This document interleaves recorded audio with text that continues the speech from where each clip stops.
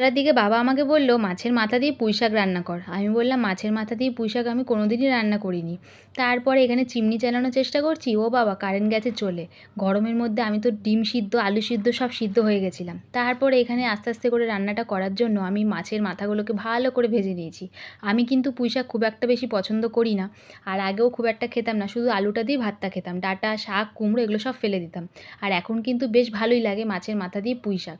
আমাদের বাড়িতে কিন্তু মাছের মাথা দিয়ে পুঁইশাকটা হয় না, যেহেতু ও একদম পুঁইশাক পছন্দ করে না, ওর জন্য কিন্তু মাছের মাথা দিয়ে পুঁইশাকটা রান্না করা হয় না।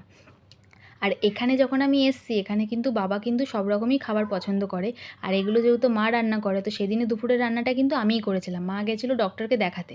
আর এই দিনই বিকালবেলার দিকে আমাকে মন্দিরে যেতে হবে, আর দুপুরবেলার দিকে মেয়ের চুলটা কাটতে হবে, কারণ আমাদের নিয়ম অনুযায়ী তাড়াতাড়ি করে চুলটা কাটানোর ছিল। তাই সব কিছু আমি রান্নাবান্না কমপ্লিট করে তারপরে কিন্তু মেয়েকে নিয়ে বেরোবো। ওর জন্য খুব তাড়াতাড়ি করে রান্নাটা করছিলাম। ততক্ষণে কারেন্টও চলে এসেছিলো, আমি চিমনিটা আবার চালিয়েও দিলাম। আর এখানে দেখো আমি কিন্তু কড়াইতে কিন্তু আস্তে আস্তে করে কিন্তু শাকটাকে আমি রান্না করছিলাম। মা আমাকে বলে গেছিলো যে একটুখানি কড়াইতে নাড়াচাড়া করেই কিন্তু প্রেশারে দিয়ে দিবি, কারণ তার তাড়াতাড়ি হয়ে যাবে। তাই আমি ভাবলাম যে প্রেশারে কেন দেবো, একটু ধৈর্য ধরিয়ে দাঁড়িয়ে রান্নাটা করলে পরে কড়াইতেই হয়ে যাবে। কারণ প্রেশারে দিলে কি বলো তো, হয়তো খুব একটা বেশি টেস্টি হয় না। আস্তে আস্তে করে কড়াইতে রান্না করলে টেস্টটা একটু বেশ ভালোই হয়। তারপরে আমার এত গরম লাগছিল, আমি বাবাকে বলছিলাম যে এত কারেন্টের ডিস্টার্ব করছে, প্রচণ্ড গরম লাগছে। আর মেয়ে কিন্তু খালি জলগুলোকে নিয়ে ফেলে ফেলে দিচ্ছিল। তারপরে এখানে দেখো পুঁইশাকটা কিন্তু ঢেকে রাখতে রাখতে অনেকটাই আমার মাছের মাথা দিয়ে পুঁইশাকটা হয়ে যাচ্ছিলো। আর আমি কিন্তু এটা প্রথমবার রান্না করলাম, তো দেখলাম বেশ ভালোই হয়েছে। এবার থেকে ভাবছি বাড়িতে মাছের মাথা দিয়ে পুঁইশাকটা রান্না করব। কিন্তু যেহেতু ও খায় না, ওর জন্য আমার খুব একটা বেশি বাজার থেকে আনাও হয় না। তারপর আমার এত গরম লাগছিলো, আমি আবার একটু বারান্দায় চলে এসেছিলাম। দেখলাম বাইরে প্রচণ্ড রোদ, তো ভাবছি এই রোদে মেয়েকে কী করে নিয়ে যাব। আর একটা জিনিস তোমাদের সাথে হয়তো আমি শেয়ার করিনি, যে মেয়ের চুলটা কীভাবে আমি কাটিয়েছি। মা বলল কি ওইটা দেখাতে নেই, মানে ওটা শেয়ার করতে নেই, ঠিক আছে, যে মেয়ের কীভাবে চুল কাটানোটা এগুলো দেখায় না। তো আমি ওই ভিডিওটা তোমাদের সাথে শেয়ার করতে পারিনি।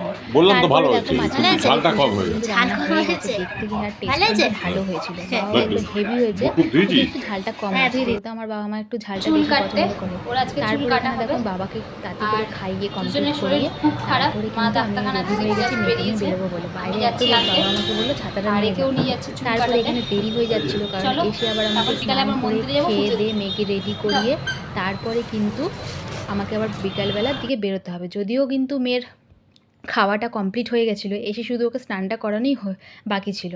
তারপরে দেখো, আর এই যে বড় বিড়ালটা দেখছো, আমাদের বাড়িতে কিন্তু প্রচুর বিড়াল আছে। এখানে কিন্তু এসে দেখছি ও অনেকগুলো বাচ্চা দিয়েছে। ও মাস গেলে পরপরই প্রায় বাচ্চা দিয়েই থাকে। আর আমাদের বাড়ি এই যে বড় বিড়ালটা, ও কিন্তু সবথেকে বেশি কিউট, ওকে সবাই কিন্তু কম বেশি সবাই ভালোবাসে।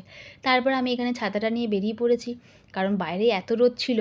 তারপরে বাড়িতে যেতে যেতে মাকে নিয়ে অটো করে চলে এসেছিলাম, কারণ মা ততক্ষণে ডাক্তারখানা থেকে বেরিয়ে পড়েছে। আর আমার মেয়ে দেখো চুল কাটতে গিয়ে যা কান্না করেছে, বিশ্বাস করবে কি না জানি না।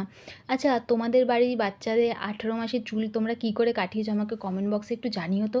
ওর কিন্তু চুলটা কাটতে গিয়ে মাথাটা একটুখানি কেটে গেছিলো, তারপরেও কিন্তু ট্রিমার দিয়ে কিন্তু চুলটাকে কিন্তু কাটা হয়েছে। আর এখানে দেখো আমি আর মা খেতে বসে পড়েছি। দেখো পুঁইশাকটা কিন্তু বেশ ভালো হয়েছে। মা বললো তুই কিন্তু রান্না হেভি শিখেছিস। চলো চলো।